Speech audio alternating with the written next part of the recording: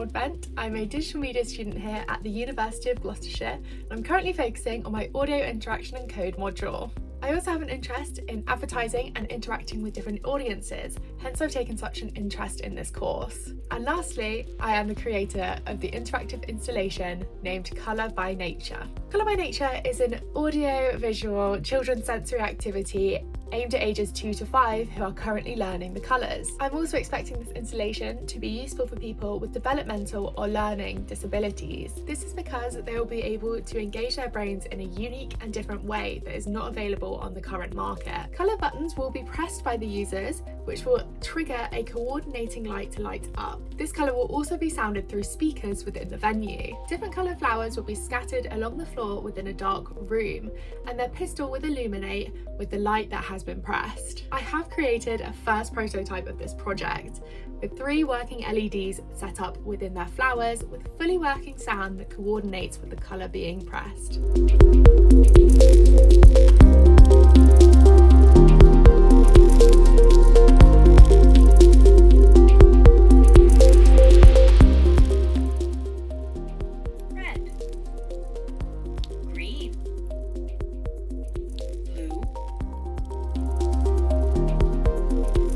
This prototype has been made to allow children to fully understand and learn the colours. This piece has been made to be simple. This will help to encourage children to focus fully upon the sound and light within the darkened room, making minimal distractions. I'm also a firm believer in interactive learning. I don't believe that children should be expected to learn from textbooks and taught lessons, or that this is an effective way of learning for all people and ages. Prior research has shown that there are 4 different ways of learning. This includes visual, auditory, reading and writing, and kinesthetic. This project focuses on 3 of the 4 methods, not focusing on reading or writing due to its extensive use within school settings. As a result, I think this project would work well in interacting with audiences, considering its large focus upon framework hardware and its ability to effectively help someone learn. I have planned for this activity to be placed in centres across the UK where parents can take their children to explore. This setting will be featured throughout the summer holidays as an activity for parents to entertain their kids.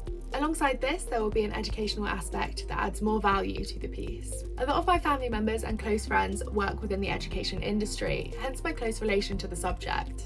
As a child, I aimed to be a teacher within my future. However, I decided to change my career path during my teens as I felt that I could use my creative skills to better society in many ways, including education. As a result, this project has been created to further investigate how different sectors can aid each other within modern society. To begin the building process, I decided to make a short circuit to test all of my LEDs. I decided to do this first as I wanted to ensure that all of my equipment, including leads, LEDs, resistors and breadboards, were working correctly before I started to build any of my prototype. As you can see from these videos, all of my equipment worked well. Whilst continuing with research to find the optimal layout for my breadboard, I decided to do some soldering. These would connect the LEDs within the flowers to the breadboard that contained my buttons. This was carried out during university time and was done by my lecturer due to safety precautions. This is when the metallic wiring, which is encased in a plastic coating, is exposed and connected to another piece of metallic wiring using a soldering iron. This forms a mechanical and electrical bond. After testing these, they work correctly and well.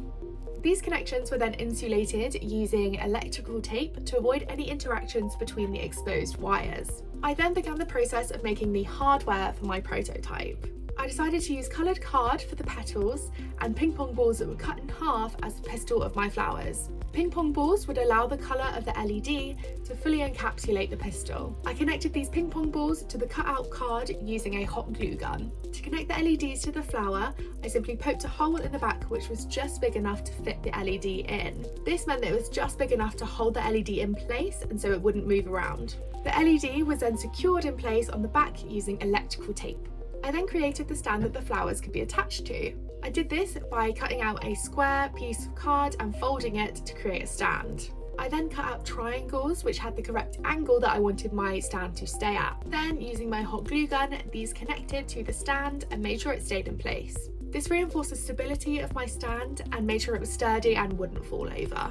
I then began to design the board. In order to ensure that the design of the stand was completely transparent, I started by adding multiple layers of white paint to the entire stand. This created a base layer for my design. Once this was fully completed, I began the design for the flowers to be placed upon. This would be a field setting with grass at the bottom, stems, and a skyline view. I used paint again for this and decided that I would spend a lot of time upon making crisp lines. This would make it look as professional as possible. I decided to make the design appear majorly cartoon-like. As this project is for children and developing minds, I wanted to appeal to this category of people as much as possible. To ensure that the wires would reach the front of the stand where the breadboard will be, I decided to cut slits into the bottom of the cardboard stand. This means that the wires would be able to slot into the cavities under the board and connect to the breadboard. So the next step was to add the flowers to the top of the stand. I did this using a hot glue gun. They were placed so that the wires connecting to the LEDs were just over the top of the stand. This meant that there would be no damage or pressure to the LED or wires. I then connected these wires to the breadboard to ensure that there was no damage to the LED or wires and that it worked correctly. I then purchased buttons with coloured toppers. These would correspond with the colours and sounds that would light up when pressed. I felt that these would be an amazing addition to my project, as it would reinforce the colour that the user is experiencing. I then decided to connect these buttons to my green and blue working lights, just to make sure that they work. As you can see, they worked. I then started working on the sound element of my project. I used Max connected to my breadboard to configure the presses of the buttons with the output of audio. I was able to get my hands on a breadboard depiction of wiring, which would allow buttons to be pressed as well as gain readings from these buttons. This meant that the button could alter the LED as well as send signals to Max for an output of audio. So here is my final Max patch. So I decided to fully focus on just my breadboard at this point and not wire up to the stand just yet. As a result, there are only small testing LEDs next to the buttons. I did also have some issues at this stage, but I will talk about this later on in the video.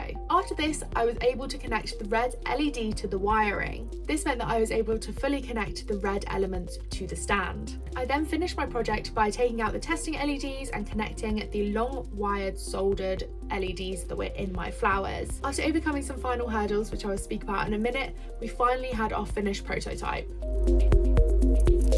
So now it's time to talk about what went wrong. The first major issue that I came across was my soldered red LED light. After testing my light immediately after soldering, it worked well.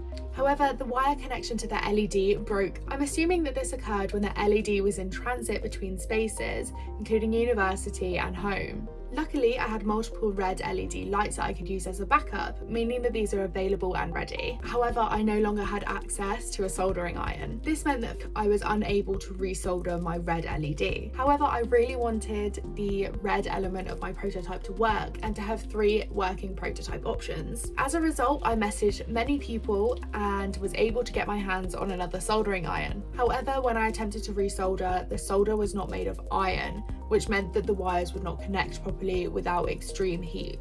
So this ended up not working, as the environment that I was in meant that I couldn't generate too much heat, as it wouldn't be safe. As a last resort, I opted to buy female to male leads, which would extend the current and allow for that longer connection. Thankfully, this worked and I was fully able to connect the red flower to the LED and the breadboard. Another major issue that I had throughout my prototype came right at the end. I had been able to attach 3 buttons to the breadboard. All 3 of them had working sound, but only 2 of them had working lights, the blue and the green. However, the red button was not controlling the LED. After playing around with the wires, I was able to get the button to control the light. However, the LED would be constantly on, with the button turning it off, which is the complete opposite of what I needed. This led me to believe that my wires were confusing the positive and the negative currents. As a result, I turned around my LED so that the wires were on the opposite side of the breadboard. I also played around with the wires that were placed within the positive and negative columns of my breadboard. And thankfully, this worked and meant that I had a fully working prototype. I have created a plan for what the full audio-visual children's sensory activity would look like. It would ideally be placed in a large, dark room with lots of space. There would be hundreds of flowers with the colours scattered randomly around the room. I would also plan to expand the colour palette that I used for the scheme. I would also like to look further into how the flowers stand up, as they're currently on a board which wouldn't work within a whole room setting. My main idea for this would be to use durable, soldered green wire which connects to the flowers to stand it up. This, however, means that they would have to be lightweight and balanced in order to stand up. Within the future, I would like to create more prototypes for this and investigate what is the best way to have my flowers stand up. So I have taken inspiration from the Van Gogh experience that featured in London in 2021. Although the experience mainly focused upon the virtually immersive feature, they had a room to the side which was full of hundreds of flowers. Looking over these photos that I took on my visit, I'd want my room to look relatively similar. However, the flowers would be more spaced apart and stand so that the pistil of the flower was facing the audience. I also like the addition of mirrored walls so that the exhibition seems endless. I would also love for this exhibition to be accessible to many educational facilities across the UK. As a result, once the major exhibitions have been created across the UK during the summer holidays, I would love to look into making an exhibition that would be able to travel. This basically means that I would love to make an exhibition that would fit into the back of a truck. This means that the exhibition will be able to travel to schools and not be limited in location. I hope you found this video interesting. Thanks for watching.